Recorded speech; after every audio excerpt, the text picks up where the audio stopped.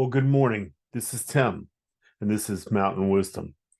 I'd like to welcome you today, and I'd like to talk today about something that's been on my mind a great deal lately. I hear so many grumblings about people that went to church and they stopped going to church, and for various reasons, things that were said, way people acted, whatever. And I thought about that a great deal, and I began to think about the thief on the cross. That simple act of attrition that he said to Christ, Lord, today will you remember me in paradise? And Lord said, yes, I will. I thought, wow, what a wonderful act of love on the behalf of Christ. A man that lived all his life in sin, and he simply turned to the Lord and said, Lord, will you remember me today? But isn't that what Christ asks us to do? He doesn't say anywhere in the Bible, he says, forsake not the assembling of ourselves together. That's to build inner strength and relationship with each other and to hold each other accountable, that assembling of ourselves. We have stretched it around to mean the assembling of the church. Not true. The assembling of the church is Christians. The church is the Christian. And if we together have relationships with each other, that is that act that Christ is calling for. Too often we believe that we have to do what we do, they have to act like we act, they have to say the things that we say, they have to behave the way that we behave, and in doing that, they will become a Christian. Wow. I think that's the farthest thing from the truth. Too often people in the church have chased people away. They have scorned people.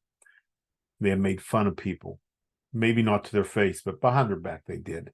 You know the kind of people I'm talking about. I had a friend of mine, Ray, that one time came to church with us. We was on a new church plant. And Ray, he was different. He was covered with tattoos from head to foot. And Ray had a heart of gold. He may look like the devil himself standing there looking at him, but he had a heart of gold. The people of the church accepted him to his face. But when Ray wasn't around, they had plenty to say to each other. Ray felt this, and he knew that. And of course, Ray quit coming to our church. Unfortunately, it was their loss.